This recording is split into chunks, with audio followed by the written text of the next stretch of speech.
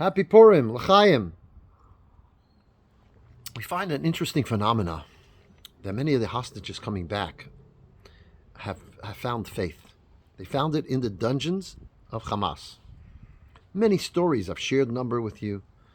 Omer Shem Tov, for example, was in a dark dungeon that he didn't have light. He had a flashlight that he would put on a little bit every day so that the batteries don't run out.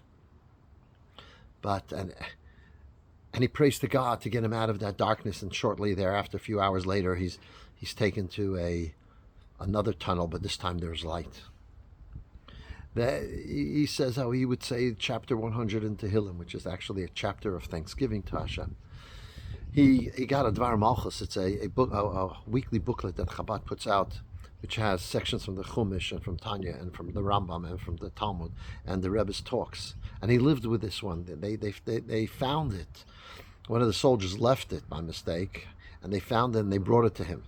And he lived with it. It gave him inspiration. It gave him strength. And even as they come out, they've been strong. So many incredible stories. I've shared many of them. I don't have to go through them again and again.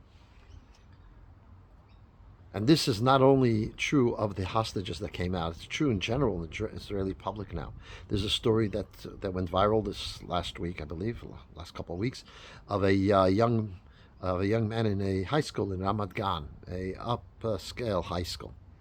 And the principal called in this young fellow and says, "You cannot put on tefillin," and the tefillin stand in the high school. So he came in with a friend of his who was secretly videoing it, and he says, "I can't put on tefillin in Israel, in a school in Israel?" He says, "Yes, you can't put on tefillin in this high school." Well, that video went viral, and there was and the media and the politicians, and there were demonstrations, and the principal had to allow the tefillin stand back in. And this young fellow has, with this renewed power, if you'd like, has found power, has organized 100 tefillin stands in 100 high schools all through Israel. And the psychologists are saying that there's actually hundreds of thousands of people have come close to keeping mitzvahs, to doing mitzvahs, to Torah, since October 7th. And it's not true in Israel. It's interesting in America, when since the 90s, the participation in religion has dwindled every time there was a poll. This last research poll that Pew did shows a reversal, where actually more people are believers, more people are involved in their religions. It seems to have there's some change created. For example, and there's 86% of people. 86%. What could 86% of Americans agree on? 86% agree that a human being is a soul with a body, not just a body. That there's 83% believe that there is a creator or someone in control, some higher power in control of the world. It's remarkable numbers compared to what was. So what's the cause of this? Psychologists are trying to figure it out. They say maybe COVID, but the truth is, maybe it's something else. See, Purim, story of the Megillah, everyone knows the first part of the story until Haman is hung. And then we think, okay, it's all good. Haman's hung, we're good to go. But it's not so simple. What happens is after Haman is hung, there's still a decree out there that all the anti-Semites of the world are going to there's going to be an uprising on the 13th of Adar, which is 11 months after Haman is hung, and they're going to kill the Jews in their communities and take over their homes and their businesses, and this was still in place. So Esther comes to Achashverosh to annul the decree. He says, "I can't annul the decree. The rule here in Shushan is that a decree that is made by the king cannot be annulled. But what we could do is make another decree, that the Jews are able to defend themselves."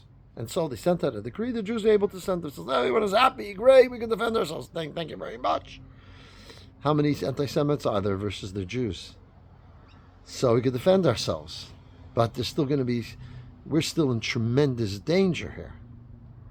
The remarkable thing, says the Alter Rebbe, is that for that entire year, if we would not have been part of the people who have another religion, if we would have taken on the religion of Persia at the time, we would not be in danger. Those people who would have converted out of the religion would not be in danger.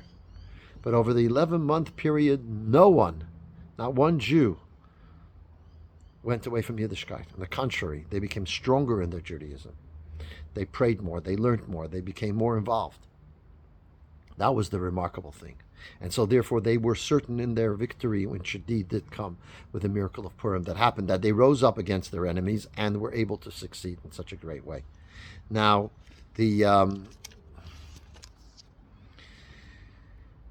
this reminds us, by the way, of Yardim Bibas, which I shared, that when they came to him, they said he should convert to Islam. He says, I was born a Jew and I will die a Jew. And after that, for 2 days, they didn't give him food. But he said that and he kept his guns. Remarkable. Absolutely remarkable. So, as a result of all this, the Megillah tells us something else that we might not realize. Megillah tells us that Rabbi Ma'amayoritz Misyadim, that many of the peoples of the nations of the world actually took on Judaism, became Jewish. Because the fear of the Jews befell them. So what's fear of the Jews?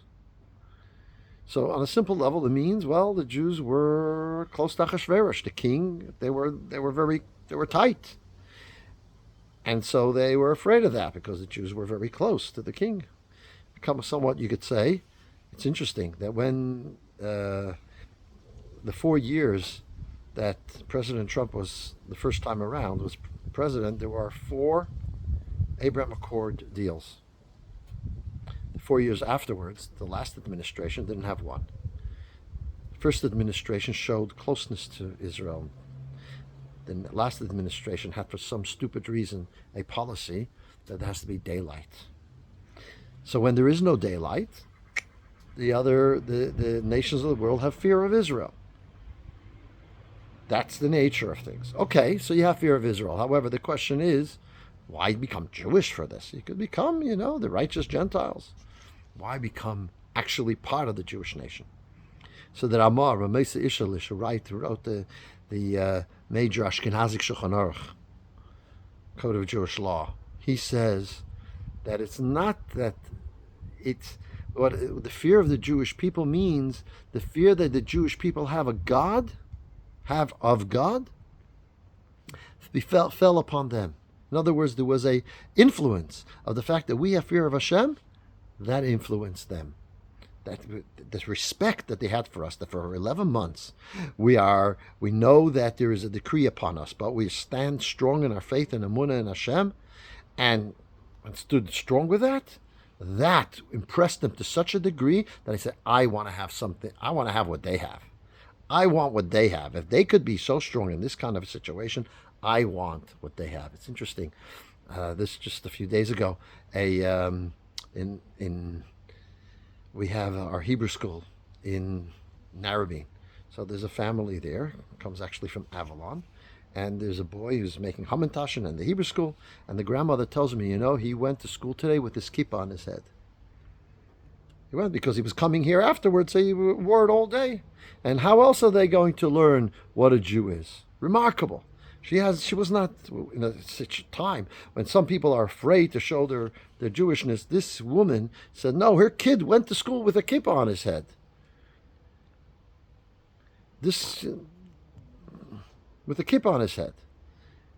Because with the pride that he shows as a Jew, actually influences others.